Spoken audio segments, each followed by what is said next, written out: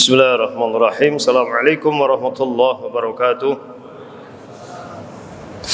Alhamdulillah, Allahul ladzi amarna bi'ibadatihi linakuna min ibadihil muttaqin. Kama qala a'udzu billahi minasyaitonir rajim. Ya ayyuhalladzina amanu ya ayyuhan nasu u'budu rabbakumul ladzi khalaqakum wal ladzina min qablikum la'allakum tattaqun. Asyhadu an la ilaha illallah wahdahu la syarika wa la niddalah. Asyhadu anna Muhammadan abduhu wa rasuluhu alladzi la nabiyya ba'dah. Allahumma salli wa sallim wa barik ala nabiyyina Muhammad wa ala alihi wa ashabihi ajmain, amma ba'd. Faqad qala ta'ala a'udzu billahi minasyaitonir rajim ya ayyuhalladzina amanu taqullaha wa kunu ma'as shadiqin. Jamaah salat Isya lanjut tarawih insyaallah dirahmati Allah. Setiap Ramadan salah satu pertanyaan yang paling banyak dan paling berkembang dan terus berulang-ulang ya, itu biasanya ada seputar pertanyaan seperti kalau udah tarawih boleh tahajud enggak? Itu selalu itu ya, kalau udah tarawih boleh tahajud enggak gitu. Soalnya kalau enggak nanti malam-malam bangun ngapain gitu ya kan. Nah maka kesempatan kali ini 10 menit lah saya sampaikan sedikit ya tentang masalah bagaimana memahami persoalan itu gitu ya. Jadi jamaah sekalian rahmati Allah, ibadah itu ada 3 dimensi. Satu dimensi batin, dimensi niyah. Ini masuknya karena akidah, keyakinan. Dan ini menjadi syarat mutlak karena innamal a'malu binniyat. Dan niatnya terikat wa ma umiru illa liya'budullaha mukhlishin lahuddin. Ya. Harus memurnikan ketaatan kepada Allah. Yang kedua adalah dimensi fikih, kaifiat. Ini saya sering katakan dimensi administratif yang paling rumit karena menyangkut tata cara, waktu, tempat gitu. Sah tidaknya, batal, rusak itu di sini. Dimensi kaifiah, dimensi fikih. Dan ini paling banyak perkembangannya. Padahal Al-Qur'an itu 6.000 sekian ayat yang bicara tentang ibadah itu sekitar 500-an. Menurut Syekh Wahbah Zuhaili, Prof. Dr. Wahbah Zuhaili dalam bukunya Al-Fiqhul Islam wa Dillatuhu gitu. Saya dulu punya yang cetakan tahun 99 yang baru masih 5 jilid itu ya. Ya, mungkin Mas Danang yang terbaru mungkin sudah berapa jilid sekarang? Sudah belasan itu. Karena beliau produktif. Sekarang beliau sudah meninggal. Jadi ayat tentang ibadah itu hanya 500. Tapi yang pengembangannya dalam hadis itu banyak sekali gitu, penjelasan-penjelasan tentang ibadah itu. Ya, dan ini yang paling bikin rumit, paling sebenarnya tidak rumit bagi orang yang bisa memahami. Ya, karena namanya kaifiat pasti rentan khilafiyah. Dan sebenarnya ada khilafiyah itu bukan menyulitkan, tapi untuk memudahkan dan sebenarnya hikmahnya itu sebagai alternatif. Cuma cara berpikir kita itu benar salah. Makanya di Muhammadiyah namanya majelis tarjih ya, karena Muhammadiyah memahami bahwa para ulama dulu itu sudah beristihad dengan pikirannya ya, mengistimbatkan dari ayat Quran dan juga hadis, dan memang mereka juga berkhilafiyah. Maka kenapa disebut tarjih dari kata rajjaha yurajjihu tarjih, itu membanding-banding mana yang paling kuat. Jadi dalam tarjih Muhammadiyah itu bukan bicara benar salah, benar lebih benar gitu. Kayak kita kadang di Muhammadiyah, kan sekarang ada istilah Muhammadiyah biologis, Muhammadiyah kultural gitu. Muhammadiyah apa lagi? Biologis, kultural, organisatoris, politis, ya pokoknya kayak banget lah. Ya, dermis ya anak, meleketis ya anak gitu. Ya itu macam-macam itu. Pak Komi ketawa itu. Jadi kadang-kadang kita orang Muhammadiyah nggak tahu. Kayak sekarang kalau saya tanya, kenapa rata-rata orang Muhammadiyah mesti doa iftitahnya al-mabait, betul nggak? Al-Mabait kan? Padahal di HPT tulisan tarjih itu ada beberapa doa iftitah. Kenapa yang diamalkan cuma Allahumma ba'id? Halo? Kenapa? Oke, butuh orang Muhammadiyah berarti kayak. Ya karena memang itu yang paling kuat dari sisi sanad, dari sisi periwayatan itu hadis paling sahih. Ya. Tetapi dari sisi makna itu yang paling baik menurut para ulama adalah riwayat Umar bin Khattab yang subhanakallahumma bihamdika tabarakasmuka wa ta'ala jadduka wa la ilaha ghairuka. Karena itu murni memuji, tidak meminta, tidak bersumpah, murni memuji. Ya. Jadi itu pilihan. Itu maknanya memuji. Kalau lemah bait kan meminta karena merasa banyak salah, banyak dosa. Dan wajah itu di HPT juga ada. Wajah itu ada dan itu sebagai sumpah. Jadi sebenarnya itu pilihan, kita lagi mau kalau kita merasa banyak melenjani janji gitu, banyak PHP-in orang, banyak PHP-in Allah, kita kan sering PHP-in Allah. Bismillah ya Allah, aku janji besok mau ibadah, ternyata enggak, itu kan PHP itu. Bismillah ya Allah, besok saya mau sedekah, ternyata enggak, itu kan PHP. Itu bagus baca wajah itu. Kalau yang merasa banyak dosa, bagus baca Allahumma ba'id. Kalau lagi merasa hidupku kok selalu beruntung, kayaknya enak terus, baca yang subhanakallahumma bihamdika. Itu riwayat Umar bin Khattab. Gimana nembe tak krungu ya? Hah? Menang bae sih aliran kebatinan apa menang bae takoni. Ya begitu. Jadi itu pilihan. Muhammadiyah tidak merasa ini paling benar, itu semuanya benar, cuma ini yang paling benar, ini benar, ini benar, ini benar begitu. Makanya tarjih nggak pernah menyalahkan yang lain. Itu. Ya, termasuk tarjih nggak pernah menyalahkan ruqyah. Wong dulu Muhammadiyah juga ruqyat. Ya.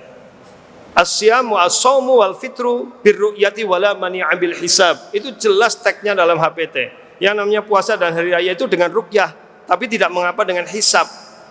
Ya, baru pada tahun 69 Muhammadiyah memusnahkan karena kondisi di Indonesia tidak memungkinkan untuk ruqyah. Terjadi perbedaan, sedangkan hari raya itu menyangkut hari keumatan, perlu persiapan dan sebagainya, juga secara dalil kuat, maka kemudian menggunakan hisab. Tapi Muhammadiyah nggak pernah menyalahkan ruqyat, gitu ya. Jadi ini harus dipahami, termasuk masalah tarawih. Jadi kenapa muncul perbedaan kalau sudah tarawih boleh tahajud atau tidak, kan gitu ya? Itu pasti muncul karena dua masalah. Satu, penamaan sholat. Itu kan berarti yang begitu membedakan tarawih dewek, tahajud dewek, gitu kan? Itu. Padahal sebenarnya kita bahas dulu satu-satu. Gitu. Tapi sebelum ini saya loncat dulu, yang ketiga adalah dimensi akhlak, tasawuf. Jadi tujuan ibadah membentuk karakter takwa. Ini berapa menit, Gultum? Ya ora bisa. Terus antum yang melasi jam iki pada nekuk ya. 5 menit lagi. Oh, terus ora antum gitu loh. Ya, engko bar kowe ora tarawih ya. Nah, satu, penamaan salat. Penamaan salat itu tidak semua salat diberi nama oleh Rasulullah. Ada nama salat yang diberi nama dengan waktu. Ada yang nama salat diberi nama dengan misinya, seperti salat hajat, salat taubat, gitu. Salat yang dari Muhammadiyah tidak diakui itu. Kemudian ada salat istikharah, dengan ada salat apalagi minta hujan itu istisqa, itu kan karena misi. Kalau salat waktu ya salat duha, salat fardu itu rata-rata waktu. Ya. Lah, untuk sholat sunnah yang dilakukan setelah sholat isya itu namanya itu macam-macam. Nah, saya akan sebutkan dan bagaimana HPT nanti. Nah, kembali ke tadi dulu. Contoh, sholat sunnah yang dilakukan setelah wudhu namanya apa? Nah, kan syukurul wudhu menurut siapa? Mana dalilnya? Nggak ada. Dalilnya itu Abu Hurairah wudhu terus sholat 2 rakaat. Atau ada salah satu sahabat yang lain kemudian ngomong hakadha ma fa'ala Rasulullah SAW, demikian yang dilakukan oleh Rasulullah. Tidak menyebut itu sholat apa. Makanya ada yang menyebut sholat syukurul wudhu, ada yang menyebutnya sholat tuhur. Ya beda-beda. Karena memang tidak disebutkan. Jenengan mungkin nyebutnya syukurul wudhu gitu. Termasuk saya tanya kepada jenengan, adakah sholat tarawih pada zaman Rasulullah? Nah, nggak ada. Istilah tarawih itu muncul belakangan, zaman Rasulullah belum muncul istilah tarawih. Adanya adalah sholatul lail, qiyamul lail, tahajud. Dan itu nama-namanya diambil dari dalil, kumil laila illa qalila qiyamul lail. Ya kan? Kemudian disebut sholat lail dari afdhalus sholah ba'dal faridah, sholatul mar'i fi jawfil lail. Sebaik-baik sholat setelah sholat wajib adalah sholat seseorang di tengah malam, jadi disebut sholatul lail. Itu disebut tahajud, wa minal laili fatahajjada. Tahajjada ya tahajjadu itu sungguh-sungguh, karena sholat malam itu sungguh-sungguh melawan kantuk, melawan malas, maka disebut sholat tahajud gitu. Disebut sholat witir karena dari kata al-witru, ganjil. Itu. Maka disebut sholat witir. Lihat dalam hadis-hadis. Itu kebanyakan hadis pakainya bukan dengan isim, tapi dengan fi'il. Wa autaro, wa yutiru, dan mengganjili. Bukan sholat witir, cuma diterjemahkannya sholat witir, padahal mengganjili. Ya, disebut tarawih dari kata tarwihah, duduk sedela-delan jagong. Karena sholat tarawih itu sebentar-sebentar duduk untuk kita. Kalau zaman Nabi nggak sebentar-sebentar duduk. Karena satu rakaat itu Al-Baqarah, Ali Imran, An-Nisa, Al-Maidah. Satu rakaat. Mu'adz bin Jabal aja tobat. Lihat itu dalam hadis. Aku pengen mengikuti sholatnya Rasulullah. Begitu sholat, baca Al-Baqarah. Mu'adz berpikir paling 100 ayat rukuk nih. Ternyata bablas sampai selesai. Lanjut loncat ke An-Nisa. Harusnya kan Ali Imran, tapi dalam riwayat itu An-Nisa. Paling 100 ayat, bablas An-Nisa selesai sampai Al-Maidah. Ya makanya duduknya, sholatnya lama, duduk sebentar. Sholat. Kalau kita kan enggak, duduk sholat gitu. Sholat dengan duduk kan orang beda gitu. Itu. Jadi maka disebut tarawih, sebentar-sebentar duduk.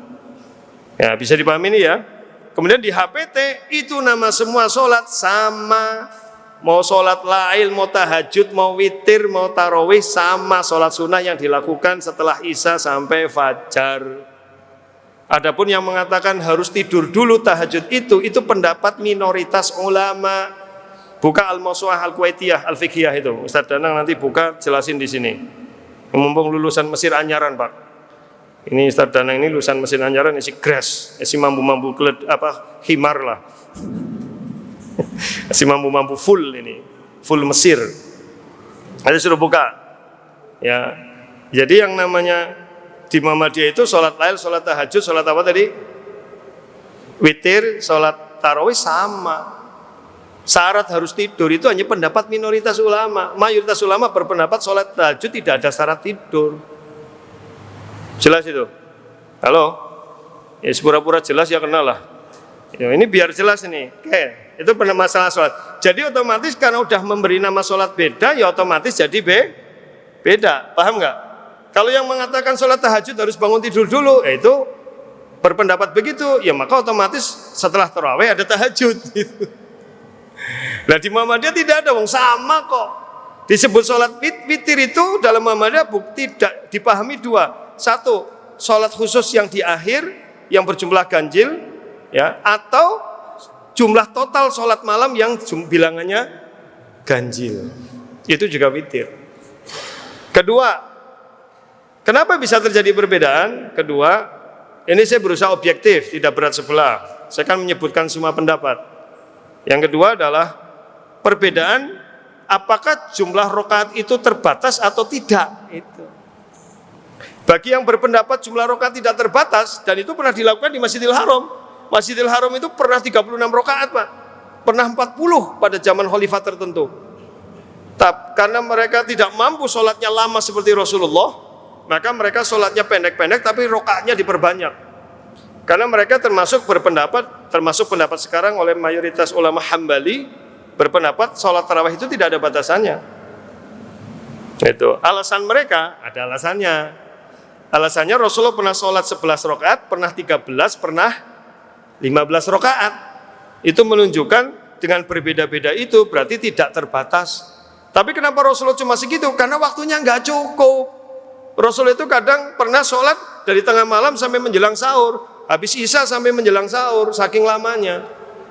Nah kalau kita kan setengah jam clear, lebih sedikit bubar jamaah. Minimal batuk-batuk dan angop diperkeras gitu. Begitu. Oh kayak bisa angop ya. Berarti kan ajak kultum eksperimen. Ya gimana jelas ke sedih lagi ya. Nanti tarawihnya dipercepat ya Mas Danang gitu. Begitu. Nah begitu. Bisa dipahami ya? Mereka dalilnya begitu. Terus ketika dibantah, karena saya langsung tanya waktu itu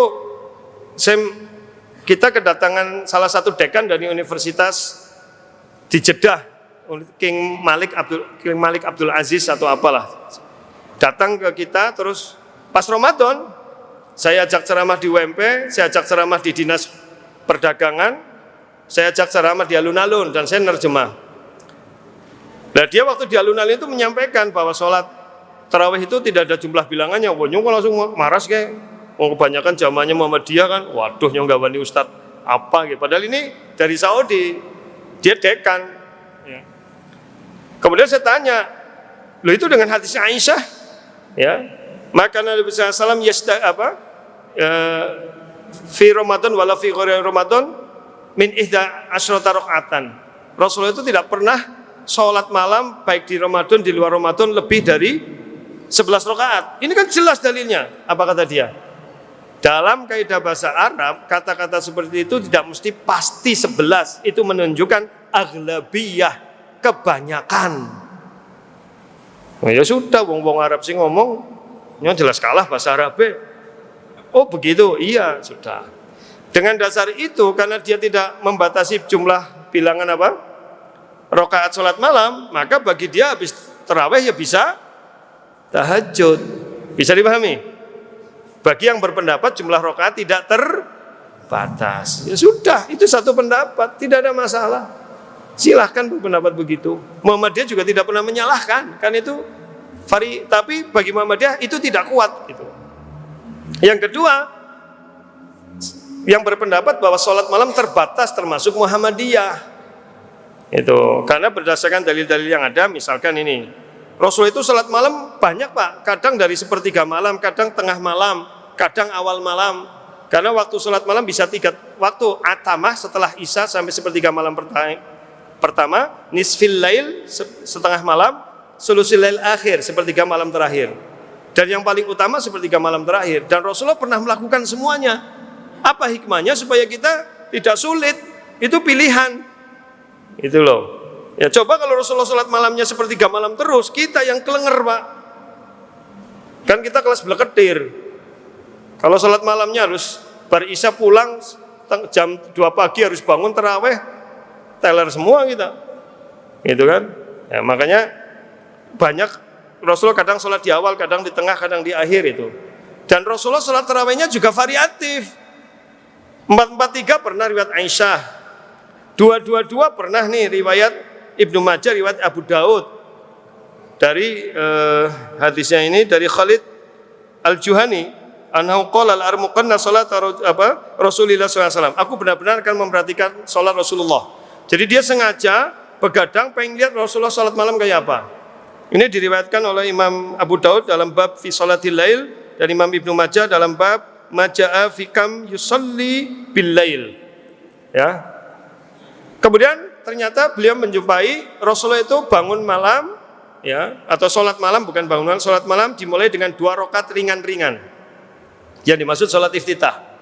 Dimaksud ringan-ringan tanpa suratan. Ya. Kemudian yang kedua beliau sholat 2 rakaat panjang. Yang kedua 2 rakaat lagi panjang tapi lebih pendek dari yang tadi. 2 rakaat lagi panjang tapi lebih pendek dari yang tadi.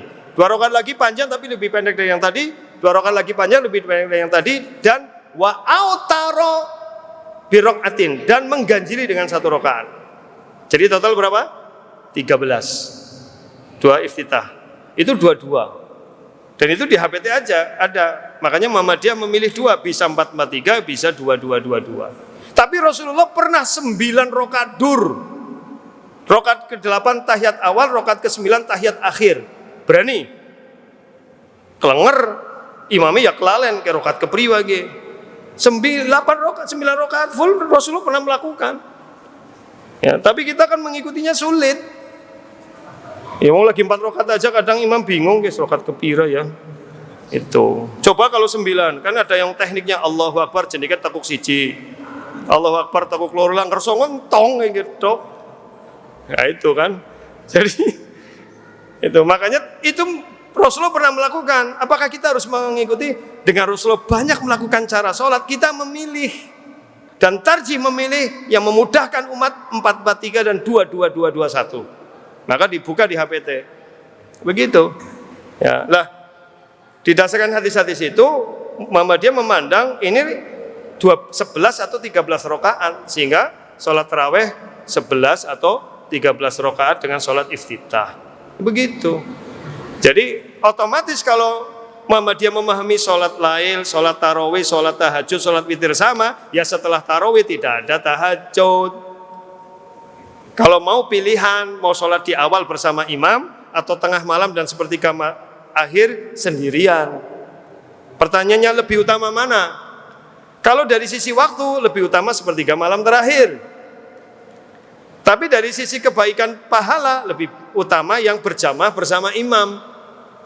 Karena man yusalli ma'al imam fil jamaah, barang siapa sholat malam bersama imam secara jamaah, maka dia dituliskan untuknya pahala semalam suntuk sholat sunnah, sholat malam. Ya, tapi yang paling utama berarti apa? Sepertiga malam terakhir bersama imam. Makanya dulu Prof. Delami pernah bilang ke saya, Mas Mintaraga, saya masih ingat, di masjid jenengan 2 kali kan tarawihnya? Belum mampu, saya bilang. Jadi beliau menghimbau kita memfasilitasi 2, ada yang imamnya bar Isya, ada yang jam 2:30 juga ngimami untuk jamaah yang sudah expert. Jadi yang sudah expert, yang senior itu 2:30 lah. Ya sing tua-tua kayak gila. Kayak 2:30-an kayak. Tapi nek sing nom-nom kayak sing burian kayak ya bar Isya bae gitu. Begitu. Saya kira udah jelas ya. Jadi maka Muhammadiyah memilih karena sama, ya otomatis bar tarawih tidak ada tahajud. Kalau mau milih ya silahkan tengah malam. Nah kalau udah tarawih malam-malam bangun itu apa? Makna qiyam Ramadan itu dibuka dalam Mausu'ah Fiqhiyah Kuwaitiyah itu. Bukan sekedar sholat, qiyamul lail itu menegakkan ibadah di malam hari. Bisa baca Quran, bisa zikir, bisa tafakur, bisa tawajuh. Bisa menulis artikel ilmiah yang untuk dakwah. Itu semuanya qiyam namanya. Jadi bukan hanya sholat.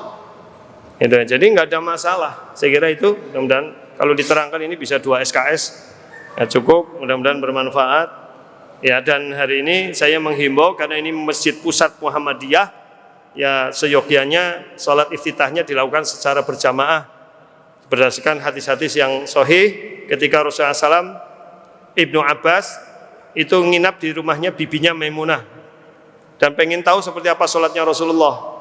Maka Rasulullah di sepertiga malam terakhir sholat, Ibnu Abbas ikut tapi di sebelah kiri nih. Sama Rasulullah dipegang, dipindah ke sebelah kanan. Itu sholat sunnah apa sholat wajib? Sholat sunnah apa wajib? Sunnah. Maka sholat sunnah dilakukan bersama berjamaah. Dan itu Rasulullah dimulai dengan 2 rakaat ringan-ringan. Dengan dasar itu Muhammadiyah berpendapat sholat iftitah bisa dilakukan secara berjamaah dengan jahar. Dan saya berharap takmir masjid ini bisa melakukan itu.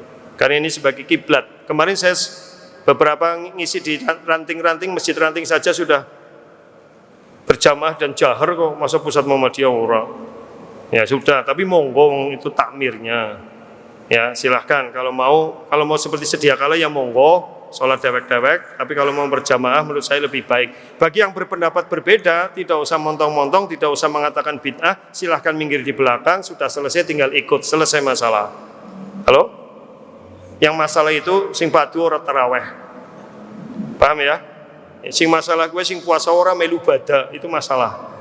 Ya gitu. Mudah-mudahan bermanfaat. Aku lu kali ada wastaghfirullah rabbana fanfa'na bima 'allamtana. Assalamualaikum warahmatullahi wabarakatuh.